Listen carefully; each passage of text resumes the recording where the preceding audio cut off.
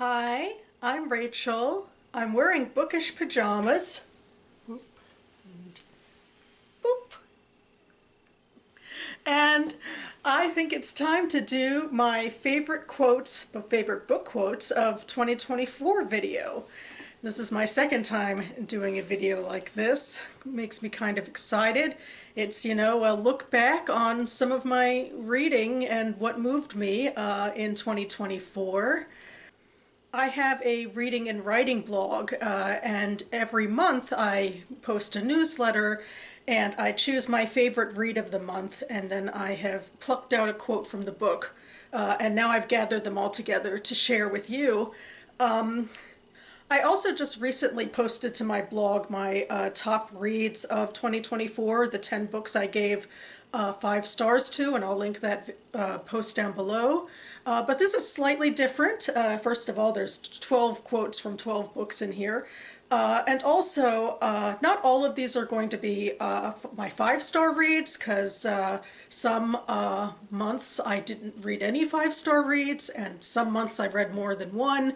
So this content will be slightly different, but it's all about, the quotes and the books that certainly moved me. So yeah, without further ado, let's get into it, sharing the quotes and my thoughts, starting in January. Suri stirred in her chair. A wave of coldness ran from the crown of her head down to her ribs and all the way to her feet. She was acting just like Lipa, holding on to an explosive secret, one that had the potential to rip her from her community, even kill her. Like Lipa, she wanted to tell someone, but was deathly afraid to do so. Lipa had been such an honest child. He was the only one they had gone to whenever they wanted to know who'd eaten the last ice cream or broken the glass. And yet for years he'd lied about where he was and what he was doing and with whom. She had never lied to Yiddle, but she was lying to him every day. She had wondered what it had felt like to be Lipa. Well, now she knew. It hadn't been deliberate. And yet it was as if she could feel Lipa standing in the room with her. She could smell the shampoo he used, lime and mint. In her ear, the beating of Lipa's heart. And that was from On Division by Goldie Goldbloom.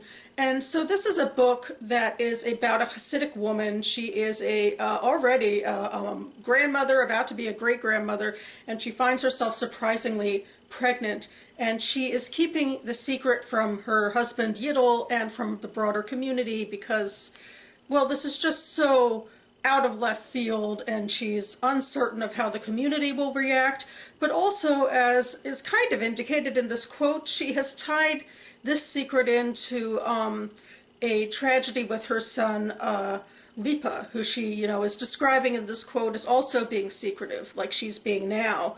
And that's because Lipa ended up coming out of the closet in his community. So there's a sort of similarity because he no longer fits the mores of the community either, so she's thinking of him that way. But I also hope there's, I guess, a little bit of tension and drama about the fact that he's not physically with them anymore, but she's kind of starting to manifest him there as well. So I like the emotional reality at play about all of these family secrets and community mores that are clashing together in Suri's head. I just feel like overall this book is a really nuanced, empathetic look at this Hasidic woman. For February 2024, Bunny understood, logically, that Sophie was right about everything. But it was impossible to reconcile Sophie's prognostications with the world Bunny now saw before her, with all its foregone conclusions. She envied the men like Frank Turnbridge, the young man Frank Turnbridge had been, all the oil men, who had worried only about the bottom line and how they might close the deal. These men ran into each other across the world, on the course at Marsa al Brega, by the pool at Dobron Camp, on the shuttle plane in Bontag, always going somewhere new. As Bunny's plane banked over Houston, she looked down over the miles of cars, the sun glinting off the windshields. She imagined herself a young man, a full moon casting its light over the shimmering oil sands. And that was from Mobility by Lydia Kiesling. And this is a book that follows a young woman who ends up working in the oil industry. And as the years and decades go on, there's ruminations about her culpability. She is ruminating about her culpability in the growing reality of, the fact that the oil industry causes harm to communities and environmental harm. And so I feel like this was sort of a microcosm of her life. Bunny is returning home to Houston after a trip somewhere else, and she's imagining her boss, Frank Turnbridge, who is now an old man and, comfortably like in his oil job, like as a top oil man. But, when he was young, she's imagining he didn't have the moral scruples that she is now sort of flirting with. That, he was just able to, see all of the potential, and the world was basically wide open to him, and he was able to live life large. And she's not feeling that she is. I really love that image of, just the windshields glinting and, which is so mundane, and she's imagining him in the oil sands and, the far less morally infringed past that he might have dealt with, but that's not her reality. For March, he thought perhaps all the pain would never sour the love, but instead it drew him further in, as if he were Mark Antony falling on his own sword. And it was a magical thing to love someone so much. It was a feeling so strange and slippery, a sheath of fabric cut from the sky.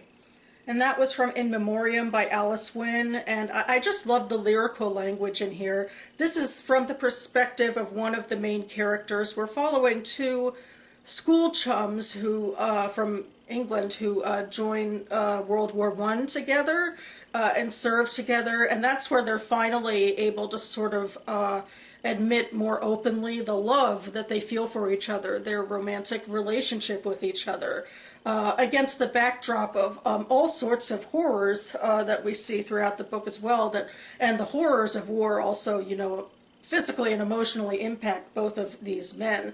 But one of them is, thinking now about, the poignant emotions he's feeling toward the other one. And I thought the language just, captured how searing it was, and it almost went into some, like, violence imagery, like, Mark Antony and a sword and, a sheath of fabric, almost like that's the sword. And that just, in a way, just undercuts the reality that they are in a violent situation, but the emotions are running high, and I think the bond between these two men is just really palpable on the page. For April, then 3,000 men of Judah went to the top of the rock of Etam, and said to Samson, Knowest thou that the Philistines are rulers over us? What is this that thou hast done to us? And he said unto them, As they have done unto me, so I have done unto them. I opened the Bible 2 or 3 more times, but could find no consoling verses between the battles between the Babylonians and the Israelites, and the Assyrians and the Philistines and Hittites that historied an endless bloodletting, as if nothing would ever change. Amen. And that was from Paris Metro by Wendell Stevenson. And this is a book that follows a Western reporter, particularly after the Charlie Hebdo attacks, but she also generally worked covering wars in the Middle East, and is generally sort of soured about how constant they are, and oftentimes she even sort of casts a sort of critical light onto those societies because of it. And there's further complications that, in fact, she has a relationship with a Middle Eastern man and a son who is also, dual cultured. But what I like is, like in this scene, she is in a church and she's picking up a Bible, and it's really just showcasing on the page that all she can find, in this preeminent book that more or less dictates where we came from in a sort of way, culturally speaking, all she can find is verses of never-ending warfare, and it just, speaks to that sense of cynicism and weariness about how this sort of warfare is never ending, and this seems to be the human condition, especially from this particular location. And I just felt like it captured, the weariness pretty well, sadly, with the Bible. Then in May, the argument is as much the point as anything else. That is why it is still a relevant text. I mean, even if you're Orthodox and you want to know the law, this isn't where you have to look. There's a whole book of simple answers for that, the Codex. But you miss the context. It's not the meat, it's the motion. It's the way they reason, the way a rabbi quotes something in the name of another rabbi. It's a lesson in how to think. Our whole culture comes out of a book like a genie out of a bottle. You can't get married on a Thursday because the court won't meet on a Friday because that's the eve of the Sabbath. And they're afraid a man's anger will cool if he doesn't go to the court right away. You could say that means that they want him to be angry and prosecute the law. But you could also say that they're offering a little definition of what's normal for a man. And it's normal for his anger to cool. It's normal for him to be taken with his bride or allow her to explain the situation. It's normal to not want to go to court. Or maybe it's even normal to fall in love with your bride and not want to give her up. And that was from Joy Comes in the Morning by Jonathan Rosen, which is actually my favorite read of the year. And it actually, I feel like, is a nice juxtaposition and about face from the last quote, because this actually takes religious texts and finds a little more nuance in them, and that's what really, moves me about this. Although, without further context, I suppose this quote is a little confusing.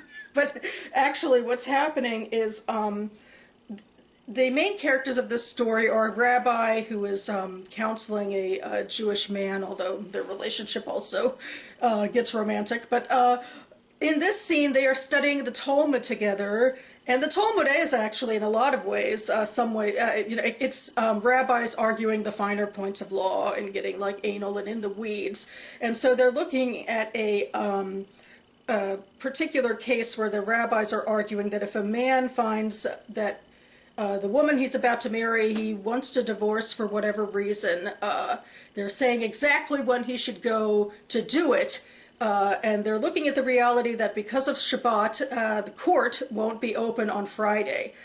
And because of that, they don't want people to get married on Thursday, because what if immediately you discover you want to get a divorce, but then you can't go get a divorce immediately. But what I love is that there is this room for interpretation that Deborah goes into about maybe the rabbis are looking more into human psychology, that should the law be persecuted immediately, or maybe tempers will cool. And I just thought it was a beautiful way to perhaps delve into the idea of exploring the psychology of real people who existed back maybe in the 1st century CE. They'd understand that they don't just prosecute laws like automatrons. They are people with real feelings and maybe would have real emotions about each other that could be complicated even.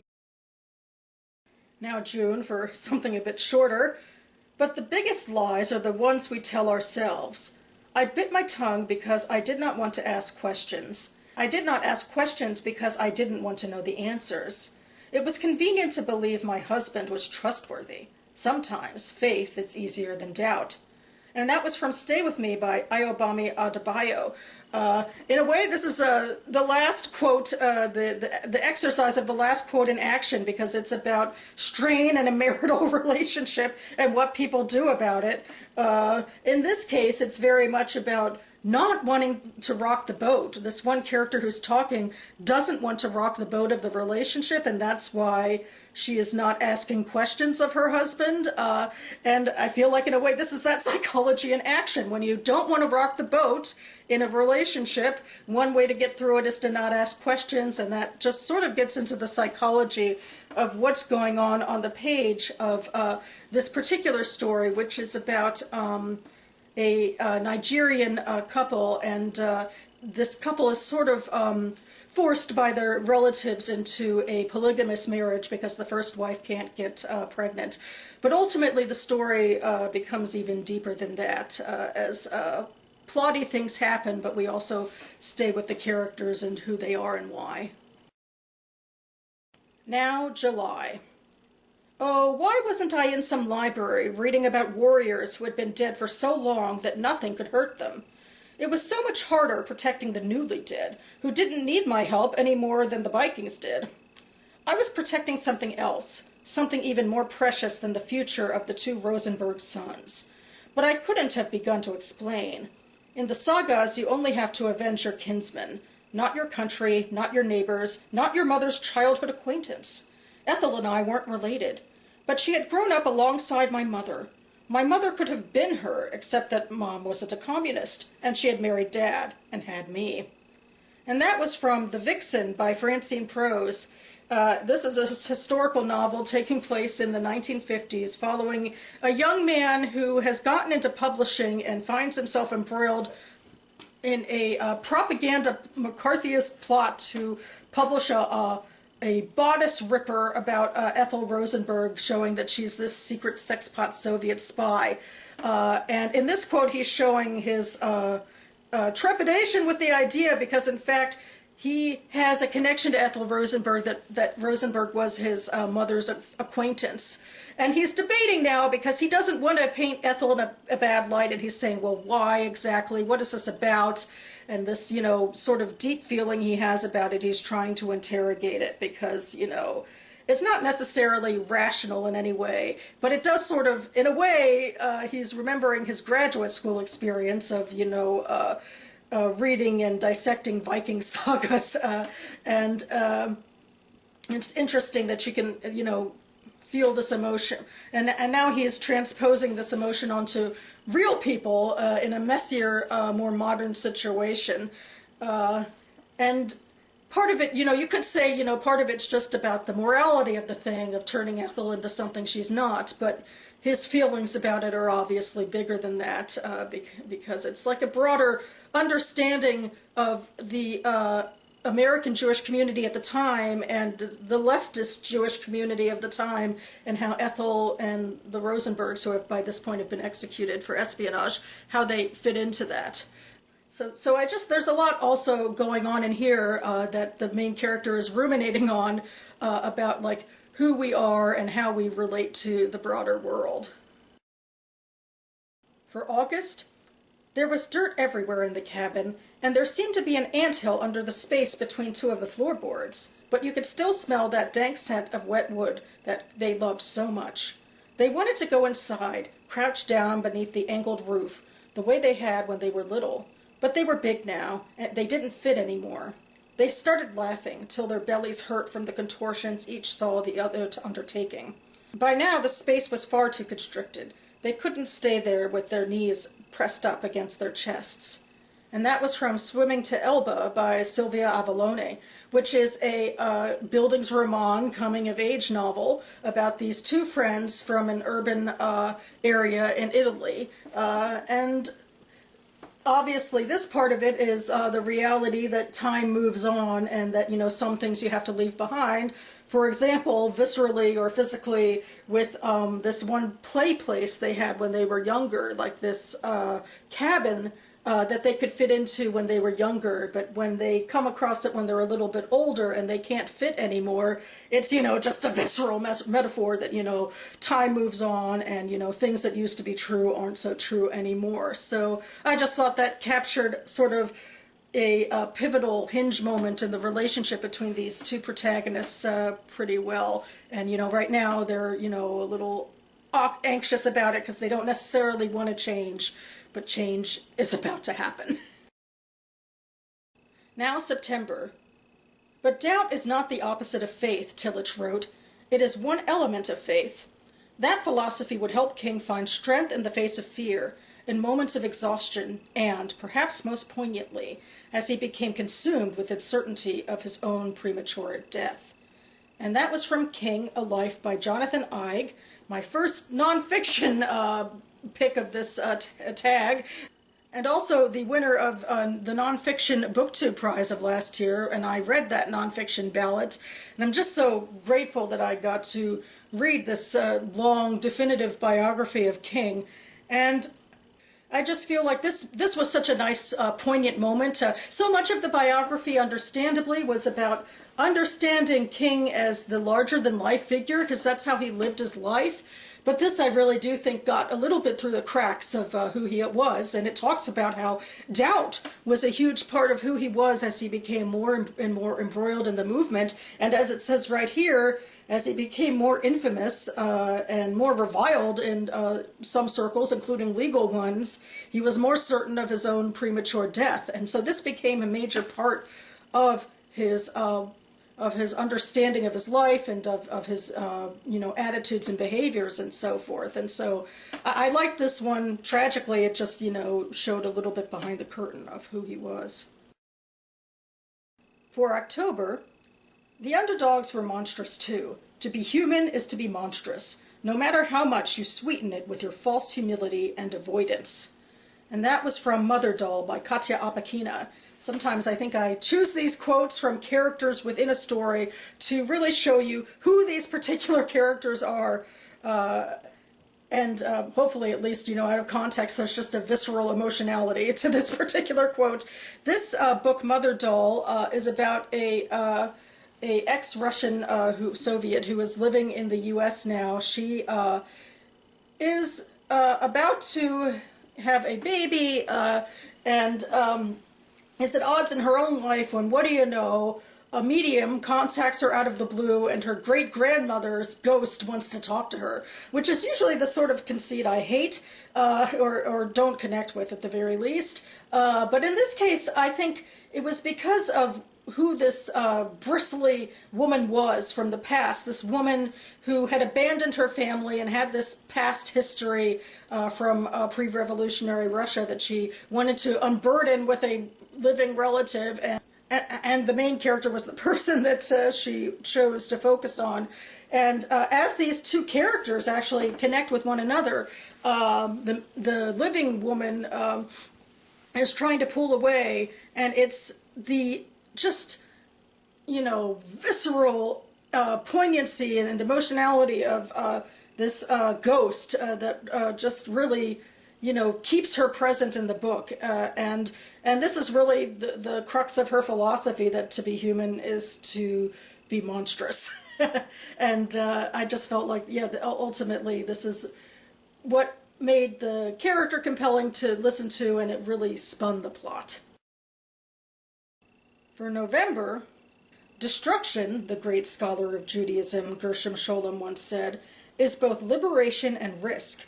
There may be an opportunity in the collapse of an ossified and fatally obsolete consensus. Traditional Jewish sources teach us about the necessity of destruction for the sake of preserving the sacred community. And that was from Tablet Shattered, The End of an American Jewish Century and the Future of Jewish Life by Joshua Leifer. This is another nonfiction book, and it also really pushes the envelope, I think, on American Jewish thought.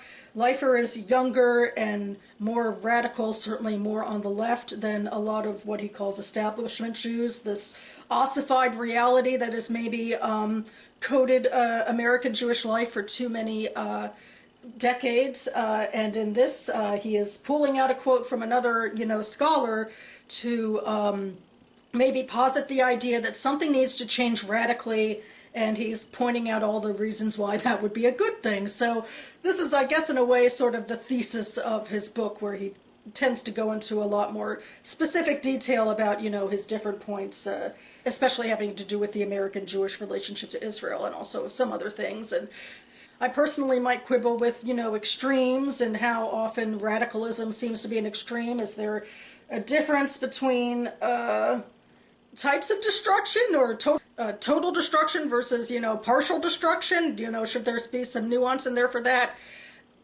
Sometimes I think Leifer gets into nuance, sometimes not, but certainly this is his thesis about what the American Jewish community needs to remain relevant to our shifting realities in the 21st century. And finally, for December, there's a debate described in the Talmud between two rabbis over what should be done if it's discovered that a house, or even a palace, was built using a stolen beam as part of its foundation. One rabbi says the entire building must be demolished so that the beam can be returned to its original owners. The other rabbi, the far more pragmatic, says the building can remain standing if the full value of the beam is repaid. Both rabbis make clear that as soon as it is known that the beam was stolen, those living in the house must do something. They must make amends. And that was from The Cost of Free Land, Jews, Lakota, and an American Inheritance by Rebecca Claren. So I am returning to Talmudic interpretation here, maybe something a fair bit more straightforward than the last one I was using. This one is about taking the idea of laws broken and having a relatively straightforward answer to it, which Claren uses to juxtapose against her own stolen house reality, that Claren, her family came to the U.S. In the 1800s. They were direct victims of a pogrom in Russia, and they utilized the Homestead Act in the U.S. to take ownership of some land called Jew Flats in South Dakota. And so now Claren is reckoning with the reality that this land was stolen from the Lakota people. And throughout this book, a lot of it is about, just honestly recounting the history of her family versus the Lakota peoples. But the main thrust of this book is to argue that, a wrong was committed and what should we do about it? And so she turns to Jewish sources. And so this is the big quote that she pulls out of the Talmud to sort of epitomize the harm that was done and what to do about it. So, the beam is a metaphor for, the stolen land. And the major Rabbi Hillel is the one she's following to say we have to find a way to repay that cost. So that's sort of the conclusion that she comes to through her religious study that she does for a long time with a rabbi. So you see, it works, guys. It works between romantic partners studying the Talmud, or it works in this case of, having a wrong that is committed in real life and trying to find a way to make amends for it. And of course, that moves me as well to say this book is not obsolete, and this sort of study is not obsolete either, and that we can still find answers for problems of the modern day in there. I'm Yisrael Hi. The Jewish people still live. And that about covers it for me now. I will leave links to all of the Goodreads reviews I wrote for all 12 of these books listed down below. And I hope to be back on this channel pretty imminently with another Am Reading video, even though I just made one. But I do have a long weekend coming up, so fingers crossed I can really push some reading out so that I can maybe get through my January reading TBR this month. That would be nice. Thank you for sticking with me if you went through my long rambly journey of this video with me. I find it's really interesting to, take, poignant quotes from books and try to understand the parts of stories that can truly move us and what they're saying about the stories trying to be told within the pages. So looking forward to continuing to, craft this list for next year as well. And if you have any quotes you'd like to share from your 2024 in reading, I'd love to hear what moved you about them. So yeah, thanks so much for watching, everyone, and I'll see you next time.